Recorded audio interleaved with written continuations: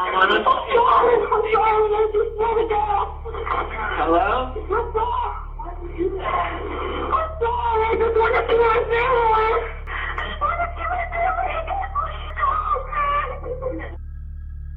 절박하고 두렵고 다급한 목소리였습니다.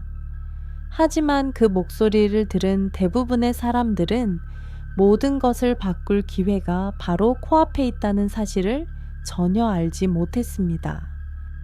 2008년 1월 17일, 미국 플로리다주 노스포트 이상하리만치 덥고 습한 어느 겨울 아침이었습니다. 그날 오후 6시 14분경 911 교환원은 흐느끼며 도움을 간청하는 한 여성의 전화를 받았습니다. 약하지만 단호한 그 목소리는 두 어린 아들을 둔 20일 새 어머니 데니스 엠버리의 것이었습니다. 그리고 아무도 몰랐던 것은 그 외침을 들은 사람들이 그녀를 구할 수 있는 유일한 기회에 바로 코앞에 있었다는 사실이었습니다. 하지만 그들은 그 기회를 놓쳤습니다. 영원히. 데니스 엠버리는 사랑스럽고 책임감 있는 젊은 아내이자 엄마의 모습을 보여줍니다. 21세의 그녀는 남편 네이선 리와 사랑스러운 두 아들 노아, 애덤과 함께 인생 최고의 시기를 보내고 있습니다. 데니스는 온종일 가족을 돌보는데 시간을 쏟고 네이선은 가게를 부양하기 위해 쉴 새 없이 일합니다. 그는 아내와 아이들에게 부족한 것이 없도록 세 가지 일을 동시에 합니다. 그들의 삶은 풍요롭지는 않지만 항상 웃음으로 가득합니다. 진심 어린 사랑, 묵묵한 희생, 그리고 평화로운 미래에 대한 작은 꿈이 그들을 굳건히 묶어주었습니다. 부부는 아직 젊지만 서로에게만 있다면 모든 어려움은 극복될 것이라고 믿습니다. 리 가족은 플로리다주 노스포트의 조용한 주택가에 있는 새 집으로 이사했습니다. 이곳은 신흥 개발 지역으로 부동산 위기 이후 많은 집이 비어 있었지만 그들에게는 좋은 시작이었습니다. 그 작은 집은 단순한 안식처가 아니라 두 아이에게 품위 있고 안전한 삶을 만들어주겠다는 꿈을 간직한 곳이었습니다. 겉보기에 평화로워 보이는 이곳이 아무도 예측하지 못했던 비극의 무대가 될 줄은 아무도 상상하지 못했을 것입니다. 2008년 1월 17일은 그 작은 가족의 소박하지만 사랑이 넘치는 일상의 평범한 하루였습니다. 데니스는 일찍 일어나 두 아들을 돌보고 평소처럼 집안을 청소했습니다. 젊은 전업주부로서 겪는 온갖 고충에도 불구하고 그녀는 항상 집을 깔끔하고 아늑하게 유지하려고 노력했습니다. 그날 아침은 평소보다 더 더웠습니다. 오전 11시경 점심시간에 네이슨이 집에 전화를 걸었습니다. 통화는 몇 분밖에 이어지지 않았습니다. 그들은 데니스가 에어컨을 끄고 전기를 아끼기 위해 창문을 여는 등 일상적인 이야기를 나누었습니다. 사소한 일이었지만 부부가 익숙해진 검소한 생활 방식을 반영하는 것이었습니다. 특별한 일은 없었습니다. 데니스는 침착하고 쾌활했습니다. 평범한 아침이었다. 마치 수백일 전처럼 평화로워 보였다.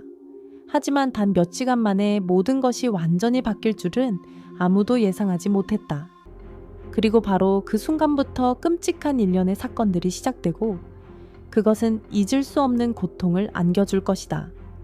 2008년 1월 17일 오후 리 가족의 작은 집은 평화로웠습니다. 데니스는 평소처럼 오전 내내 두 아들을 돌보고 점심을 준비하고 청소를 했습니다. 오전 11시경 네이선은 휴식 시간에 집에 전화를 걸어왔습니다. 두 사람은 잠시 이야기를 나누었습니다. 데니스는 전기 요금을 아끼려고 창문을 열어두었다고 말했습니다. 사소한 부분이지만 그들의 검소하고 소박한 생활 방식을 여실히 보여주는 대목이었습니다. 데니스의 목소리나 태도에는 특별한 점이 없었습니다. 그녀는 여전히 가족을 항상 돌보는 온화하고 세심한 아내였습니다.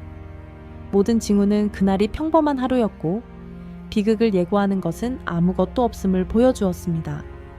그러나 그 전화와 네이선이 오후 3시에 집을 나서기 사이에 무언가가 일어났습니다.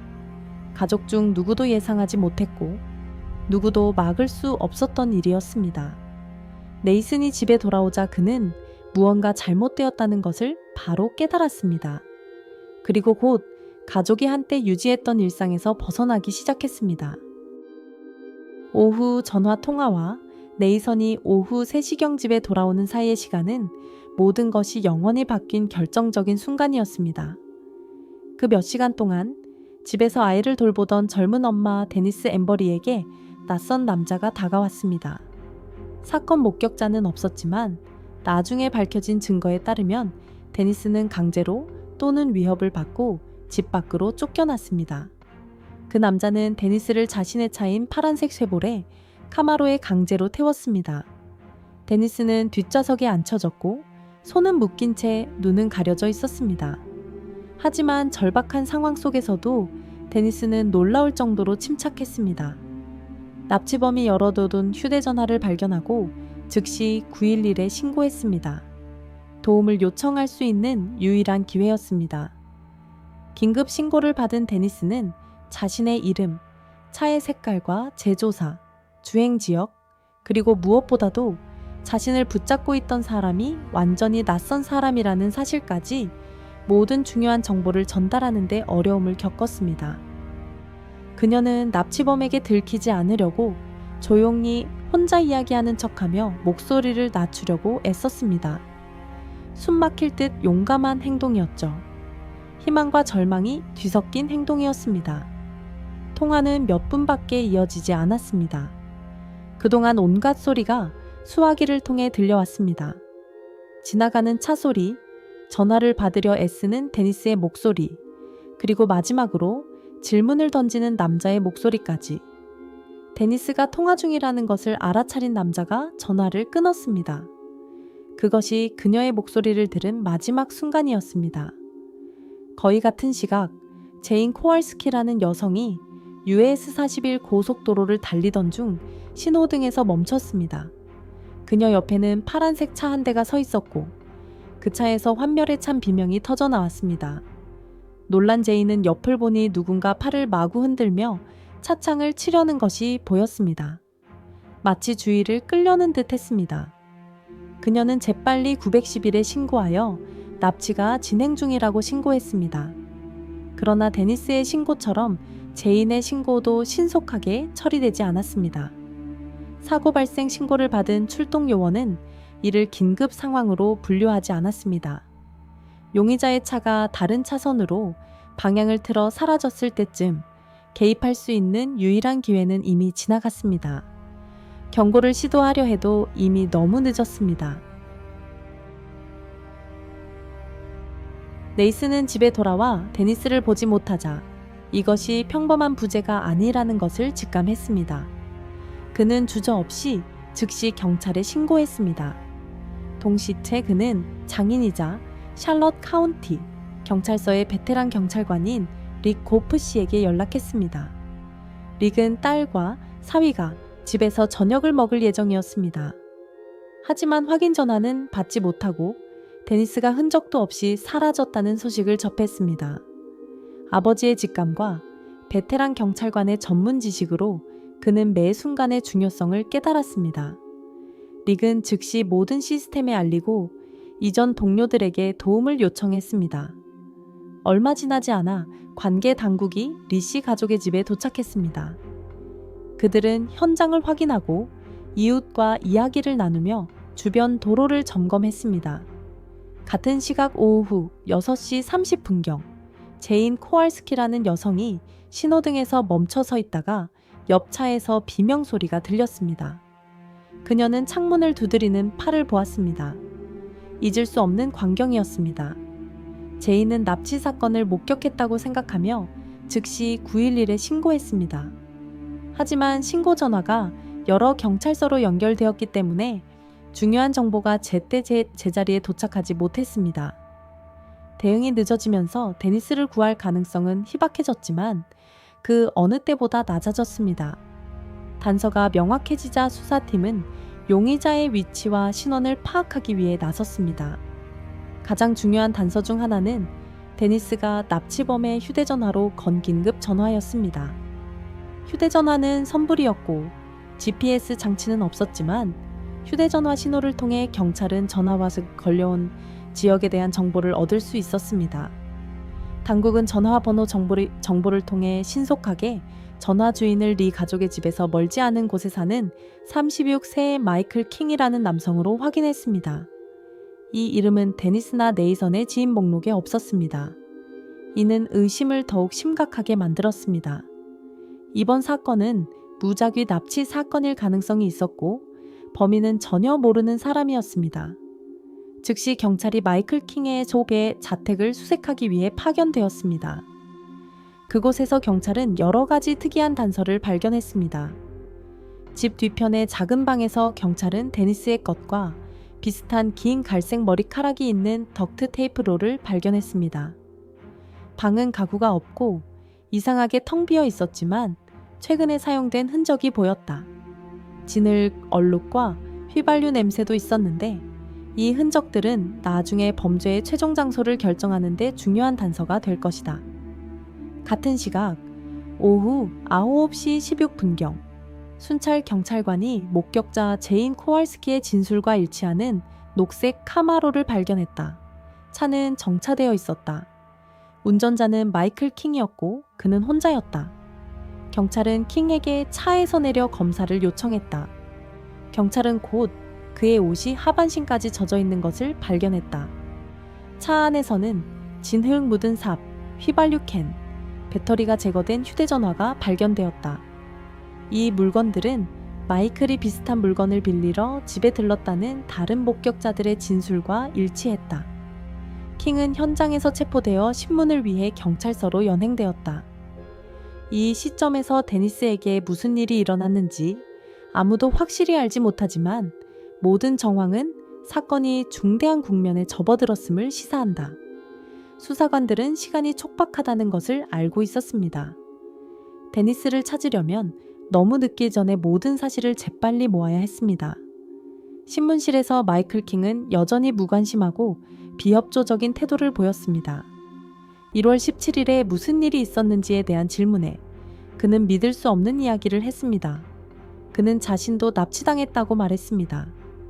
낯선 남자가 자신과 데니스를 차에 태운 후 이유도 설명하지 않고 도로 한가운데 내려놓았다는 것입니다. 그는 또한 911에 전화하려 했지만 데니스와 연락이 닿지 않았다는 이야기를 지어내려고 했습니다. 그러나 수사관들이 일련의 모순되는 증거를 제시하면서 이 이야기는 금세 수포로 돌아갔습니다. 첫째, 킹이 나타난 시간과 장소가 여러 독립적인 목격자의 9.19 신고 내용과 정확히 일치했습니다. 제3자는 언급되지 않았습니다. 그 후 DNA 검사가 진행되었습니다.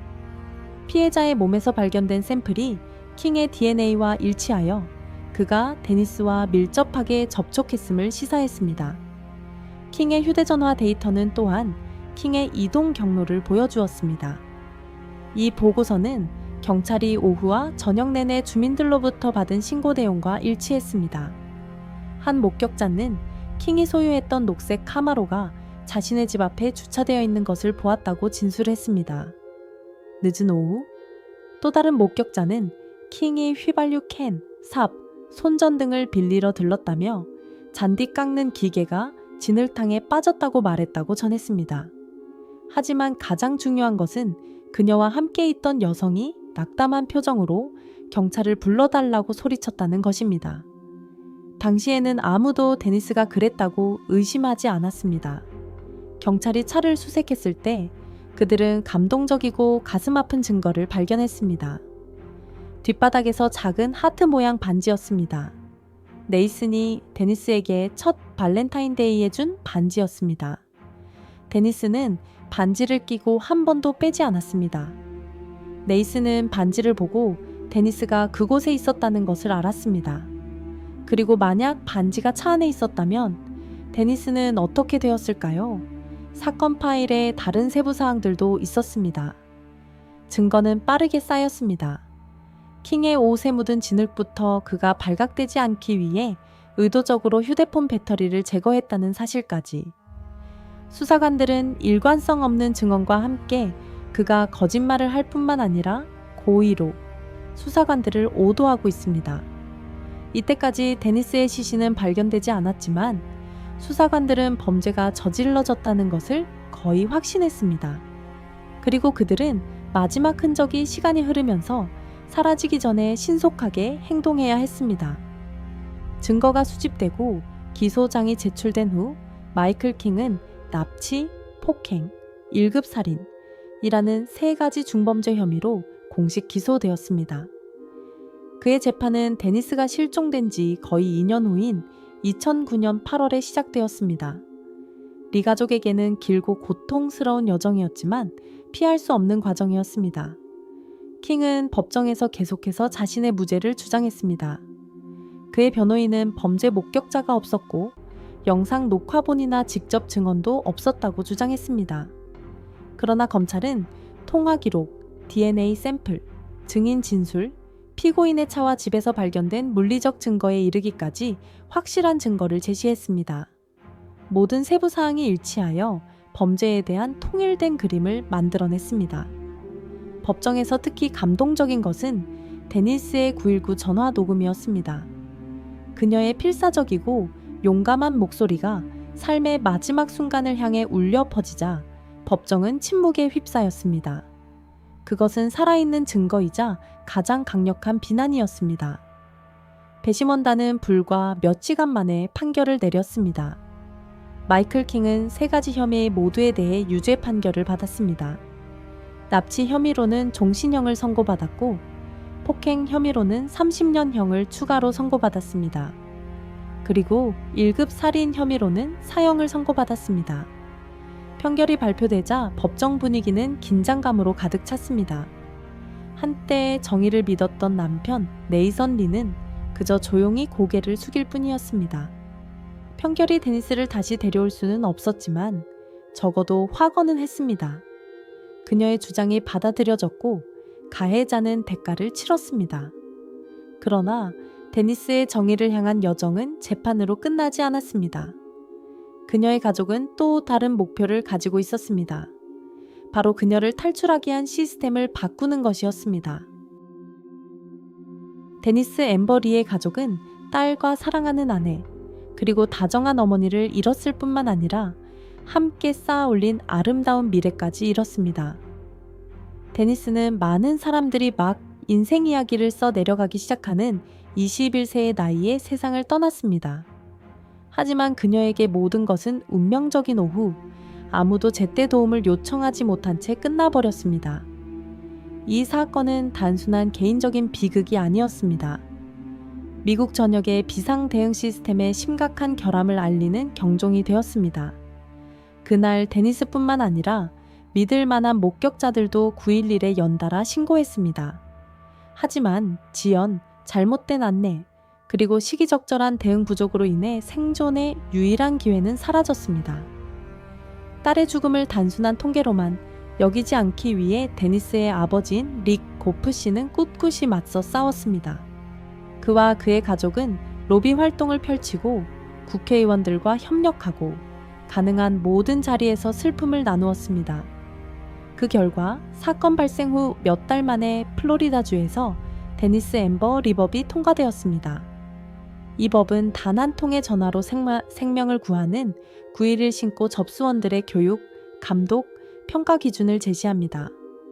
그러나 현재까지 많은 주에서는 이 법을 국가 표준으로 시행하지 않고 있습니다.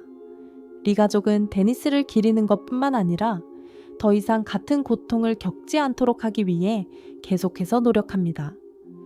데니스 앰버 리 사건이 주는 메시지는 분명합니다. 응급 상황에서는 매 순간이 생사를 가를 수 있다는 것입니다. 그리고 때로는 시스템의 침묵이나 지연이 사람들이 집으로 돌아오지 못하게 하는 원인이 되기도 합니다.